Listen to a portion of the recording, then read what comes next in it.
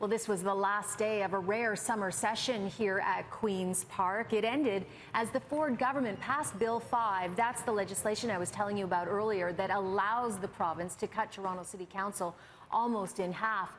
It's an announcement Doug Ford made a couple of weeks ago that took many by surprise, I'm told, even within his own government. But it was just one of the many twists and turns with this new government over the past month.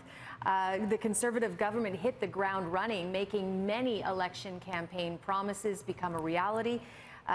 You could almost feel a sense of relief from MPPs when they broke.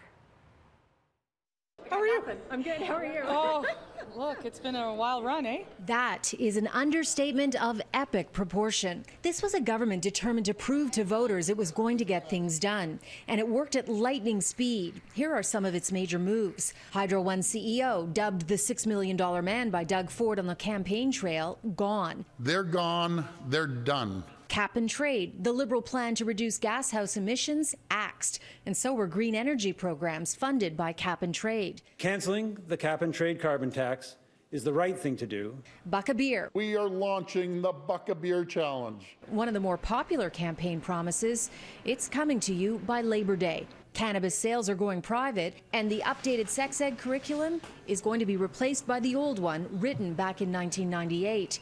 And the rookie education minister has been struggling under intense pressure ever since. I would say that you are under the hot seat more than virtually all other ministers combined. How have you found this session, and are you relieved it is about to come to an end?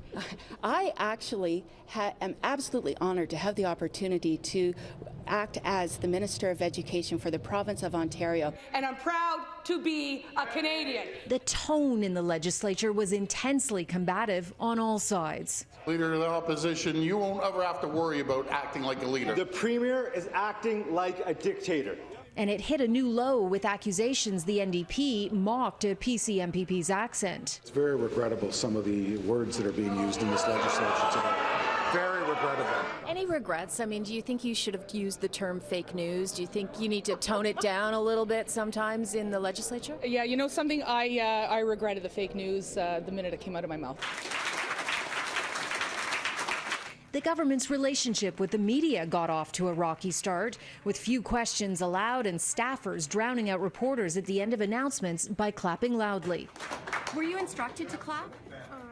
Like, who tells you to clap? The government now says that practice will end, and a truce of sorts is in effect. What have you learned that when you come back that you would like to do differently? I have learned that being the House Leader is a very, very busy job. There's learning on the NDP side as well as the official opposition. We're going to strategize come the fall, regroup. Of course, you know, we have a lot of new MPPs, and so they're still, finding their feet. While the Liberals struggle after losing party status. We had 1.1 million votes. It yielded 7 seats. Right. The Conservatives got twice as much. We're up down 2.3, a little bit more, 2.3. They got 76 seats. So those 1.1 million people, their voice needs to be effective. And then there's Mike Schreiner, making history as the first Green member elected in Ontario. A party of one. Are you a little lonely in the legislature sometimes? You know what? I think you've seen me probably making friends with members across the aisle, NDP, Liberals and Conservatives. So yes, I would, after the next election, I'd certainly like to have a few more Greens here, so we have a caucus, but I think I'm holding my own.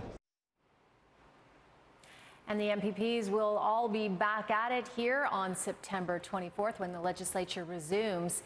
And that's when the tough work is really going to begin. Announcing the new programs is one thing, implementing them is a far greater challenge.